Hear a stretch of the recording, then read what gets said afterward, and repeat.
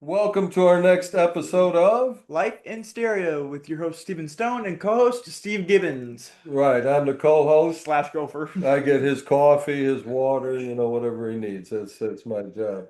Um, Before we start, we're just want to let you know we're coming to you live from the Bloomingdale Individual Advocacy Group Day Training Center.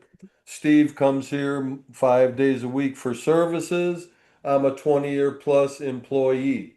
And if any of the viewers want to learn more about our agency, our website is www.iagcares.org. You can go on there and see what we have going, our services, golf outing, how to donate, etc., etc. So we'd appreciate if people would do that. And just so our viewers know, this is our first podcast without a time limit. Oh yeah. Hopefully. We've done 20 some odd podcasts, so we had to actually chip in to pay for the over. Our last guest, we went over the time limit, so we better start paying for so you guys have all day if you want. Our guests today are members of the nation's most authentic Guns N' Roses tribute bands, and the name is Sins and Roses. We have some members of that group with us today. And before I introduce them, I just wanted to mention my viewpoint. I'm a big Guns N' Roses fan, As am I. as we all are. Mhm. And I've seen numerous, I would say many Guns N' Roses cover bands over the years. I've been out to California. I saw a couple out there. North Carolina, there was a good one that came up. And then when I saw Sins and Roses scheduled at, I think it was the Firewater Saloon the first time I went and saw you guys, I said, well, a Chicago-based Guns N' Roses, I don't know. Let's see what's going on. But when I saw them, I said, these guys are the real deal. I mean, they're just fantastic. And I wouldn't say that just because they're on the podcast, but You're not saying that. Thank you. I've seen numerous tributes to Guns N' Roses, and obviously they're a very difficult band to replicate. to replicate, and you guys are just spot on. I mean, just fantastic. So I wanted Thank you. to say that before we started. Thank you. So just on a brief intro, one of the nation's most authentic Guns N' Roses tributes, rocking the iconic band's legendary songs live and loud over the past 3 years.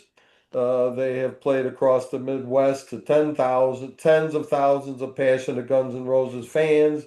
They perform over 40 of the classics of Guns N' Roses. So today we have with us Matt Berger, who plays Slash. He's the founder of the group, and he also played for Judas Beast, Vicious Circle, and a guitar teacher. We have Erica Johnston Minor playing Dizzy Reed on keyboards and vocals. And we have Graham Woodall from England playing Steven Adler on the drums. Slash Matt Sorum, whatever. Or Matt Sorum, but right, Whatever generation. whichever one we're going with. It's ironic that Erica's last name is keyboards minor. Get it? Right. Minor, right. Bad joke, but we'll let you stay on the show. Just one. So if maybe we can go around the group, and Matt, maybe you could tell us about your musical background, bands, etc., and how you started Sins and Roses. Well, there's a lot to say, so I'll try and keep it concise. I started piano when I was 5, and then when I was 7, I picked up the clarinet and then the saxophone. And when I turned 9, I went to a camp. And up until then, I had no concept of singing and playing at the same time, an instrument. I thought it was just all instrumental, whatever. And at this camp, there were a bunch of song leaders playing acoustic guitars and singing. And it was like a revelation to me, like, oh my God, here's an instrument where you can do 2 things at the same time. You can sing and you can also play. And so I came back from this camp after a couple of weeks, and I told my mom, I said, Mom, there's this thing called the guitar, and I have to learn how to play it. And she just happened to have her old one from when she was a kid in the front closet. I had no idea. And she gave it to me, and she said, well, here's mine. And I was 9 years old, and I'm 50 now, and I haven't stopped playing since. So Wow. Wow. Amazing. yeah, when I was 11, I saw the Welcome to the Jungle video for the first time, and I didn't quite recognize that. I kind of got that Slash was a person, although he looked really weird because you couldn't see his face. And he had this strange looking type of guitar. I didn't know if it was a guitar or not. I thought it was. And I asked my mom about it. I'm like, what is that? And she's like, that's an electric guitar. I'm like, oh, that's cool. And so from there, I had already learned how to play a bunch of Beatles songs and was able to sing and play at the same time and everything. But Guns N' Roses basically upped the, intensity for me a lot. And when I asked my teacher at the time, my guitar teacher, how, if he could show me how to play that, he wasn't good enough. And I ended up kind of teaching myself from there. And it's an ongoing daily process that I've been after, daily. Yeah, I work really hard at it. And Slash is my guitar, hero, and a lot of my natural playing now sort of comes out in the vein of him, if you will, just because it's such a ingrained, part of my music. So I've been in a bunch of bands for many years. A prominent band that I was in an original band with Graham a long time ago, and we were actually going to do very well, but our singer was sort of a head case, and so that didn't work out. But I'm sure we would have had a record contract if that had held together. But What was the name Slash, of that band, Matt? uh, Destructive Playthings. Okay. Okay, Yeah. that's something. There was a teacher store around here actually called Constructive Playthings, where all the teachers would get their supplies and things for school and whatnot. And we just, we kind of flipped it and called it Destructive Playthings because it was, pretty hard rock and roll, Yeah, that's good. original That's band. that's a good name for a band. Yeah, excellent. But anyway, so years later, I joined this Iron Maiden tribute band called Judas Beast, and I Hmm. played the role of Adrian Smith for years. We Oof. jammed for like 17 years. We were the official Iron Maiden Trooper beer band for a Wow. while. Okay. We've played at Summerfest. We opened for the Real White Snake and Cinderella Oof. and Ooh, nice. lots of big bands. Like had really good success. It's funny because with a name like B, well, Judas it's Beast, you'd think it was a Judas Priest band. So the thing right, is Yeah, like, right. Yeah. and I never liked the name, but the band was pre-existing before I which joined it. But the which is that basically the number of the beast is the part of the Iron Maiden part, and we also played a few Judas Priest songs. So it was called Okay. Judas Beast. Convoluted name. It's whatever, but which Yeah. so Yeah. which so funnily through enough, that network of people, I met a lot of other musicians. And when Judas Beast finally came to an end, I ended up joining a band called Vicious Circle. And that's like a heavy metal jukebox band. So lots of different, just general covers of, Sure. Yeah, I've older seen school. I've seen yeah. Yeah. So that was doing pretty well for a while. And then things started to settle down, and it wasn't clear if the band was going to keep going or not. So the bass player, Mick Lucid, said to me sort of on the side, he's like, Matt, I don't know what's going to happen with this stuff, but no matter what, I want to keep jamming with you. I'm like, cool, I want to keep jamming with you too. And I said, if we can, put together a Guns N' Roses tribute band and I can play Slash, that would be amazing. And he's like, yeah, whatever. I just want to jam with you. He's like, I don't know the music too well. I'm like, okay, you will. And he said he found a singer. And I was like, and that was like the very weekend that we had spoken. I'm like, holy cow. So I had to throw together a band. And so the first call I made was to Graham. He was just moving back from New Zealand, finally retired. And I said to Graham, I'm like, so, and he's moving back like to my area basically. And so I said, Graham, uh, so you're retired and you got nothing to do now, right? And he's like, yeah, more or less. I'm like, good, I got a job for you. I need you to learn all these drum parts. And I think you'd be perfect for the band. I think the styles and everything would be right up your alley. And Graham didn't like Guns N' Roses at first either, but now he's grown to respect them at the very least like because he you does a should. bang up job, no pun intended. He plays things like note for note. And that's the thing about our band is we're really, really careful to play things as accurately and authentically as possible. There's no wishy-washy stuff. It's like Yeah, either a part's right or it's wrong. yeah, and I Um, can vouch for that. Seeing you guys, I'm like, wow, everything is like You'd think you're actually perfect. listening to Guns N' Roses Yeah, and really, themselves. it's fantastic. Thank you. Yeah, that means a lot because we've worked really, really hard at it. So I had a drummer in place, I had a bass player in place, and then one of my longtime friends, Hector Salcedo, he's not with us today, but he was one of my guitar students, and he and I have been friends for 25 years.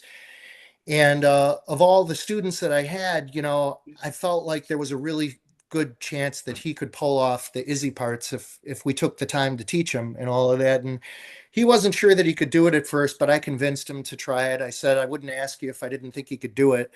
And we're several years in now, and he's a doctor, so he's got this incredible memory to like remember everything. And Nice. once I've taught him a part and he really understands it, he doesn't forget it. So it's pretty cool. So he's very, very encyclopedic with that stuff. Uh, Yeah. So then let's see. So then we tried to set up an audition or a jam session with that singer that the bass player, had, and he blew us off several times. And so now Yeah, I've got this band and I don't have a singer. I gave up on the guy because he wasn't professional.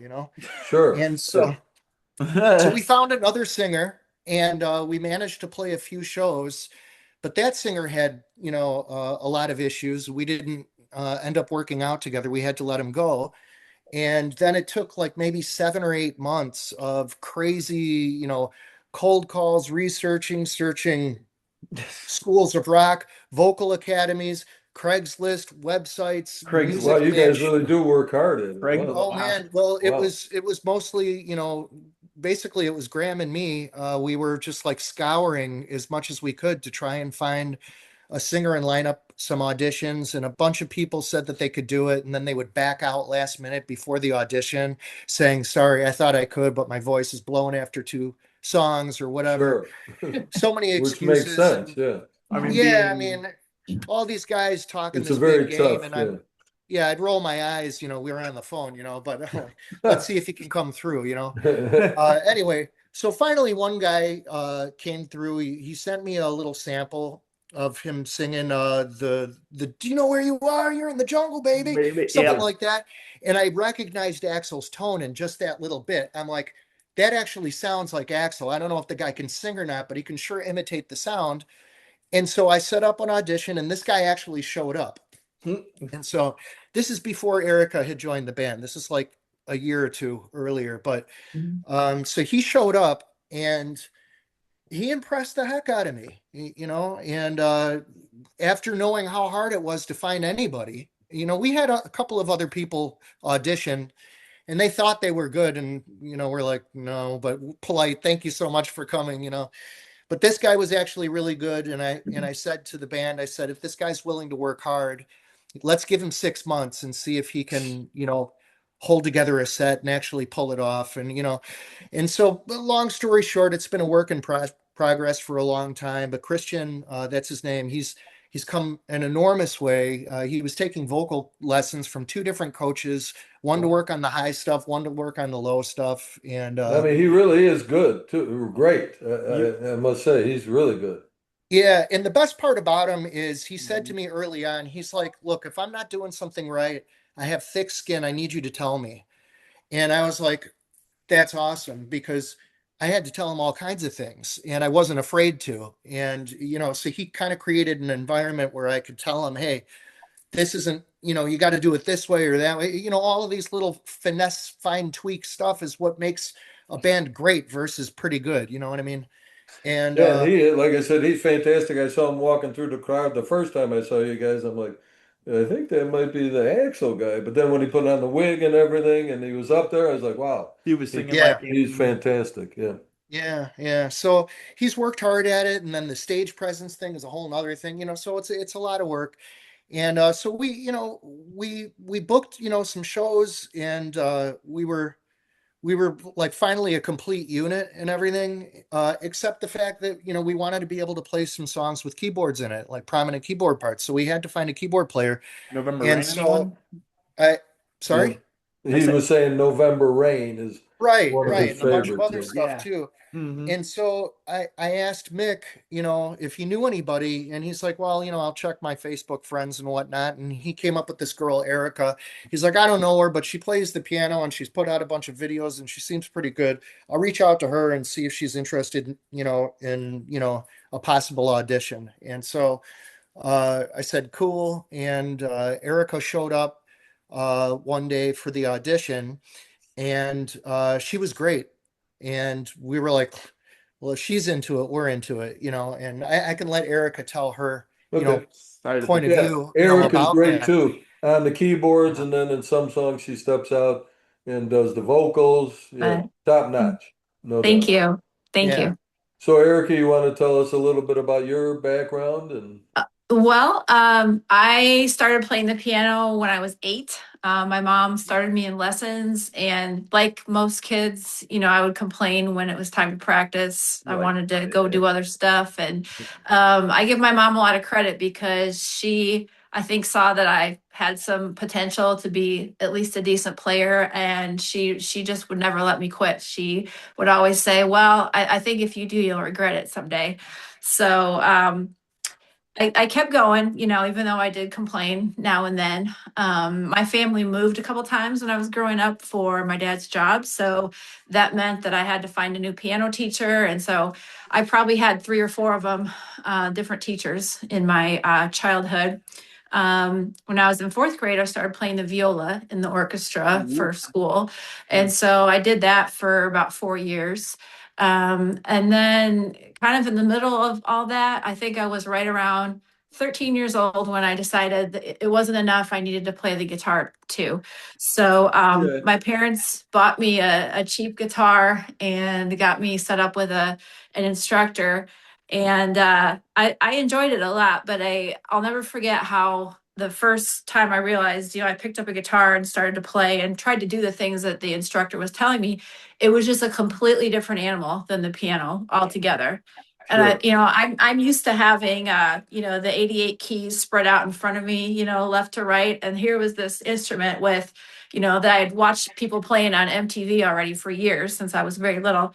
And wow. I thought, well, surely I can do that, right? And Right. I picked the thing up, and it's so different, and the strings are hard and they're hurting my fingers, and I'm complaining, and I thought, boy, I don't know if this is going to work because it's so different from what I'm used to, but I did my best, and I kind of always knew in the back of my mind that guitar would probably always be secondary to piano for me, but I still wanted to do it. And I'm glad that I did, because I'll explain why it came in handy later on.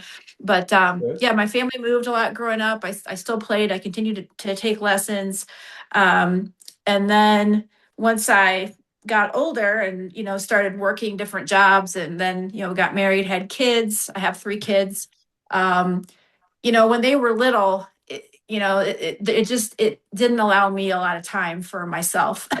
So, To say the least, right? yeah, yeah. So, when my youngest was born, my oldest was only what, 5 and a half. So here I had, 3 kids suddenly, under 6 years old. And, there were years of my life that were pretty much just all about them, as I think most moms would say, because let's Sure, it face it, is. that's just how it goes. There's not Yeah, really a choice, especially so 3. Yeah, that's a lot of work. yeah, so and I would still try to play here and there, but honestly, it was very difficult to find the time, because normally what would happen is at the end of the day when they went to bed, I mean, I was just exhausted, and I could barely do so much as read a book for a half hour because I was just wiped out. So music, unfortunately, did take a back seat in my life for a number of years. But as they started getting older, getting into school full time, I gradually, was able to start spending a little more time. I did work some part-time jobs kind of here and there, did sales. My background is actually in journalism, Oof. and also a bit in education as well. So I actually Okay. did teach piano lessons for a little while. And, I just always kind of had this itch to to write my own music and possibly record it. And so again, with my kids being little, I didn't have the time to do it. Well, then the pandemic happened.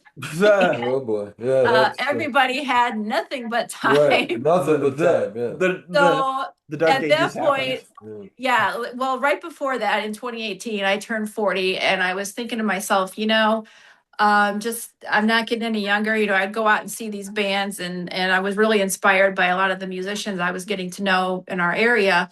And I thought, if I'm going to do this, there's never going to be a great time to do it. Right. I mean, I'm always going to be busy with other things. Yes, my kids are getting older now, so it's going to be maybe a little bit easier, but they'll get busy with their big kid things too, which they are now. But anyway, I just decided no more excuses. I'm going to really try to start doing this. So I got a Mac. I learned to use GarageBand.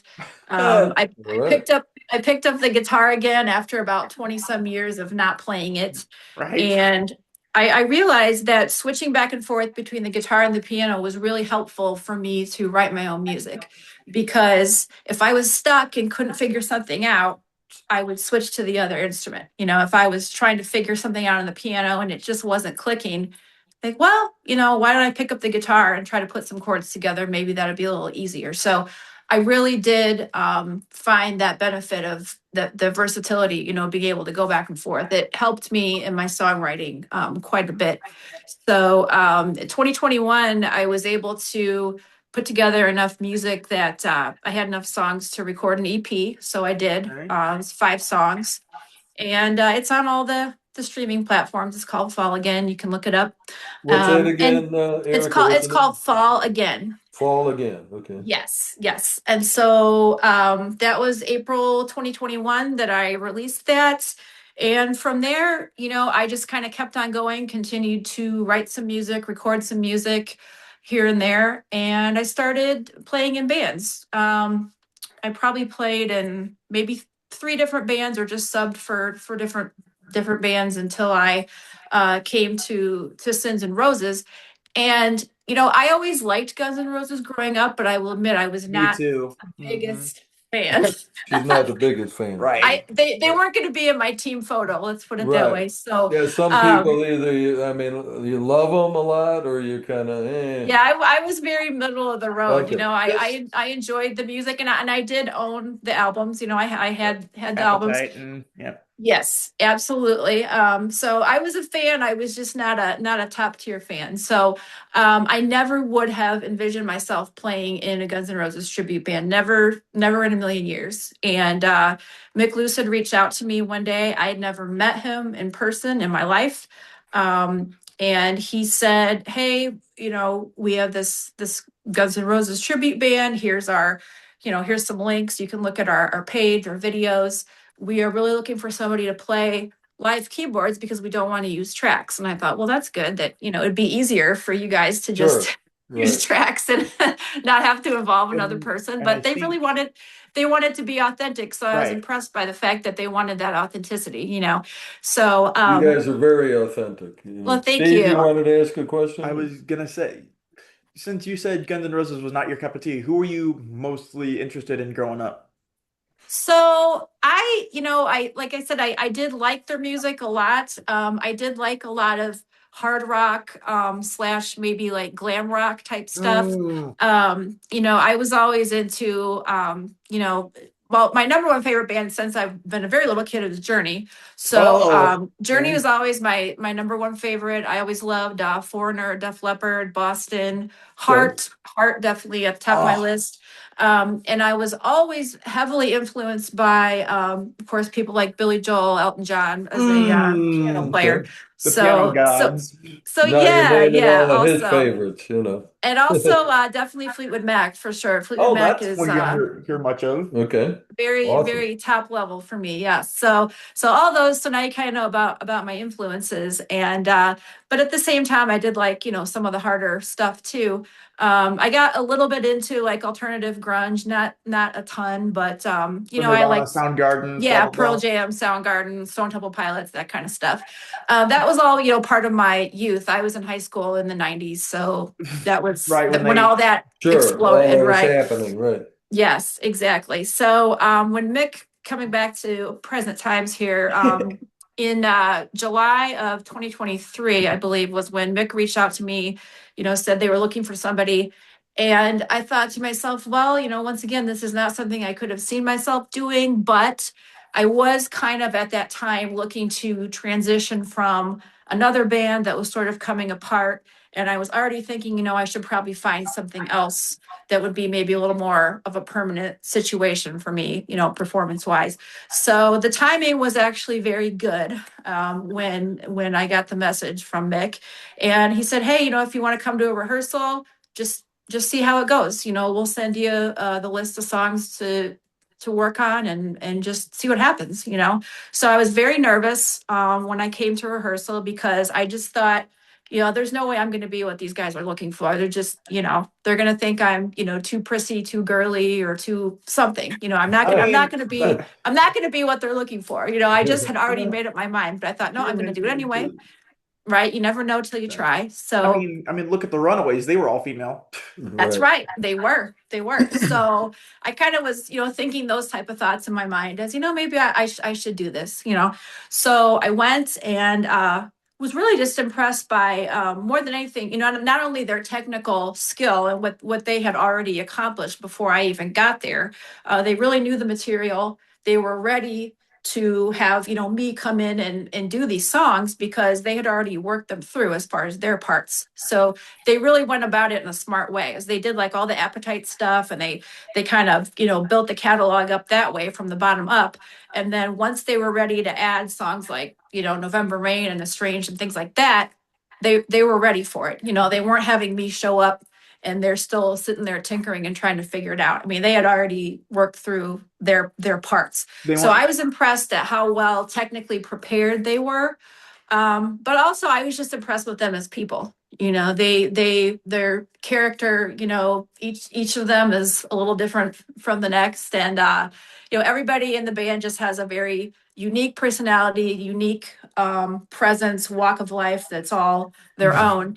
And I was impressed by the way everybody blended together, and then they were, funny and carefree, but at the same time very hardworking. And so I thought, this is a group that I could probably, fit in with. And I was surprised. I really was. I wasn't necessarily expecting that. They were all friendly and talkative and, interested in me being there. So fortunately, everything Worked out the way it worked is. out, and the rest is Yeah. history. And you can Yeah. tell how professional the band is because once the show starts, it's like boom, everything And on key, everything's perfect, Yes. for the Guns N' Roses. and then you had mentioned Billy Joel. Your favorite Billy Joel song would be My favorite Billy Joel song is called "Until the Night." Until the And Night from the Innocent Man album, I think.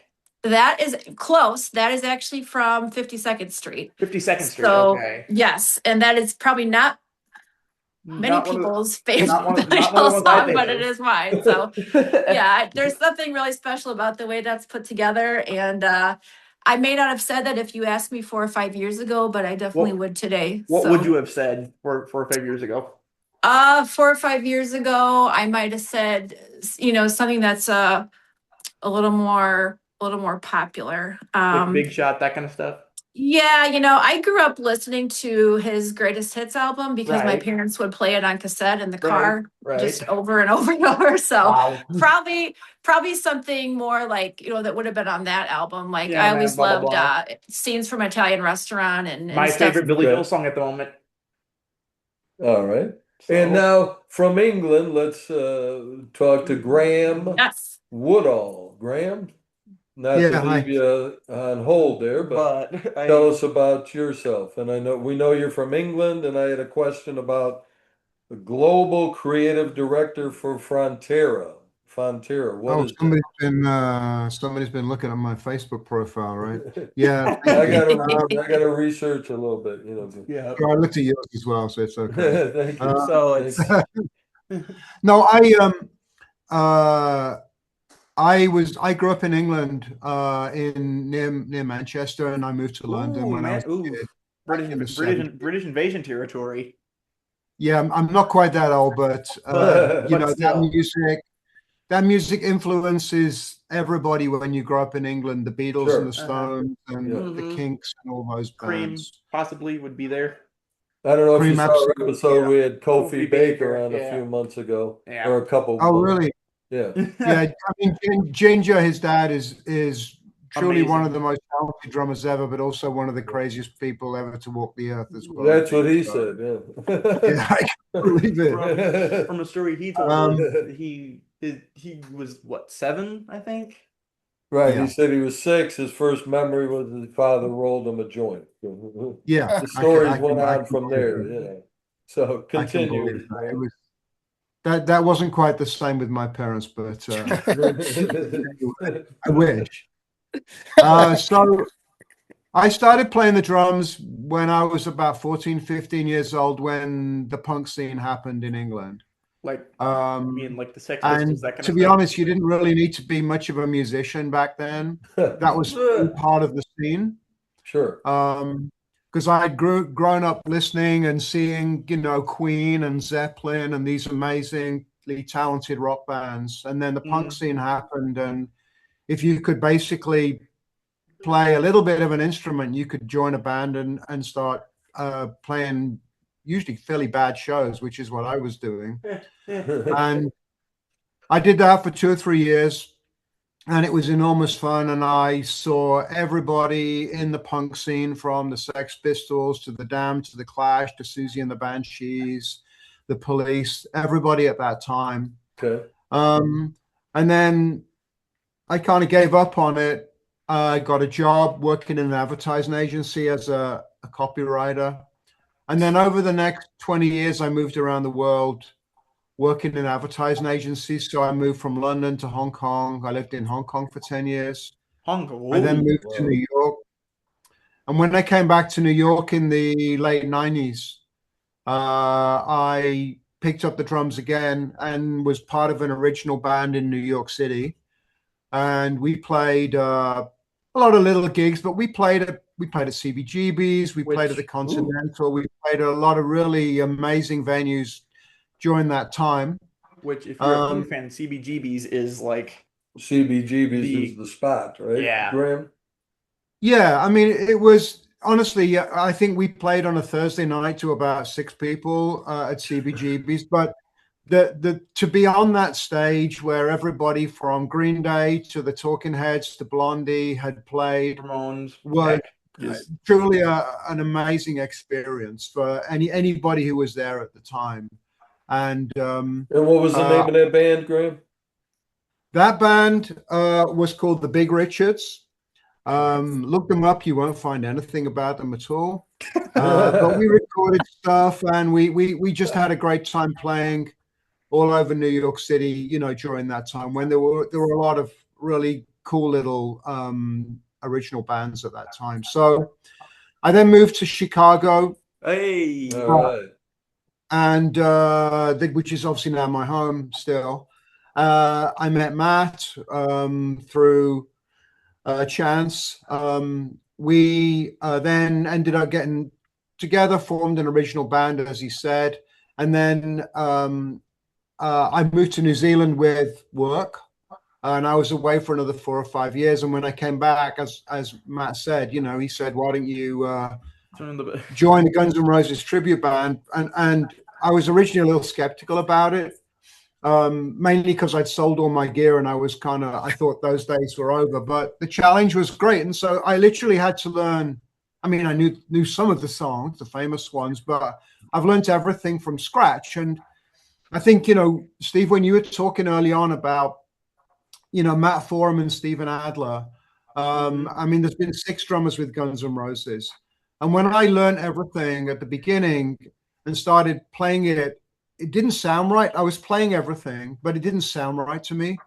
And I think what I did was I researched Steven Adler. And Steven Adler, I'm 62. Steven Adler's my age. And Steven Adler grew up listening to punk, rock, R&B, funk, disco. And when you start playing Guns N' Roses, all those influences are actually in there. So It's not just straight rock. Matt Sorum is a more straight rock drummer. But when you listen to how he plays and created those tracks for those songs, so many of those influences are in there.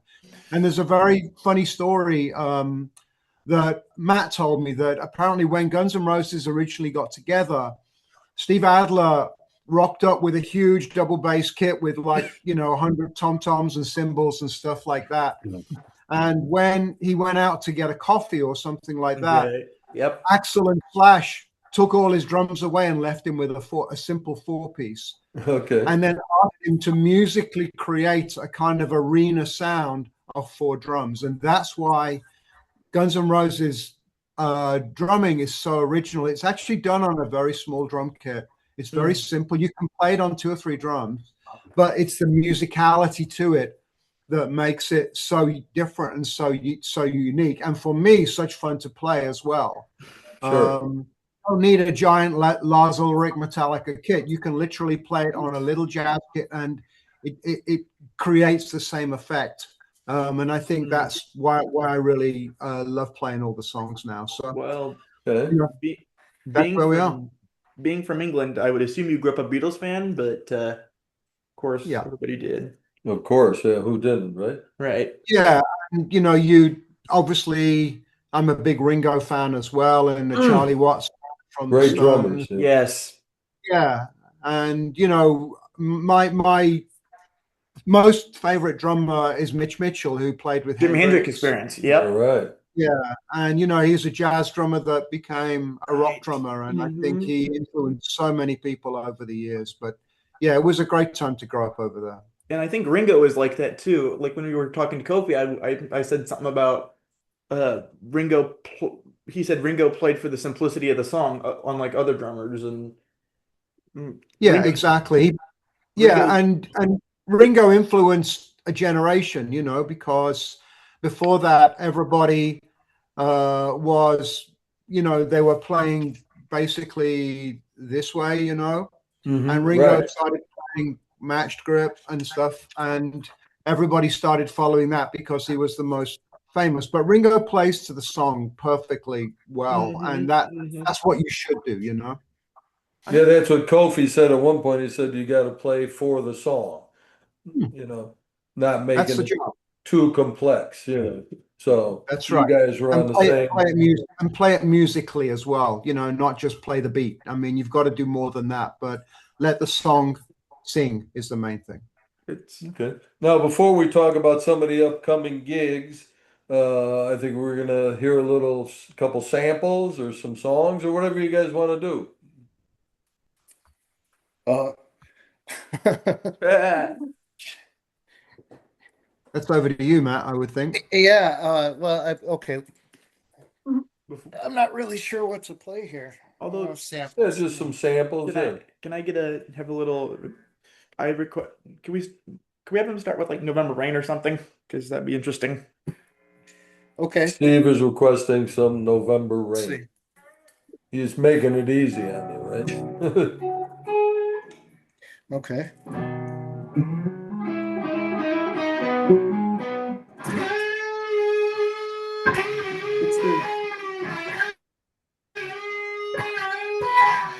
All right, there you go. I mean, Nice. seriously, that's like shot for shot recreation of the video. If you watch the video, that's exactly what the.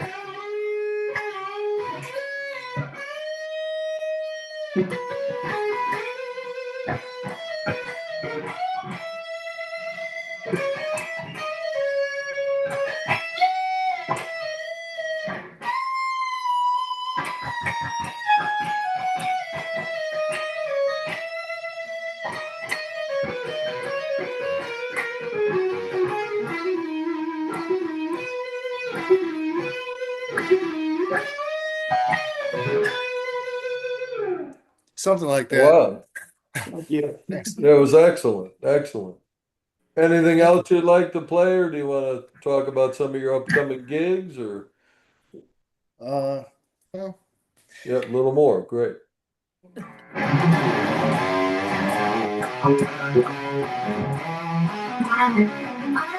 trying to think.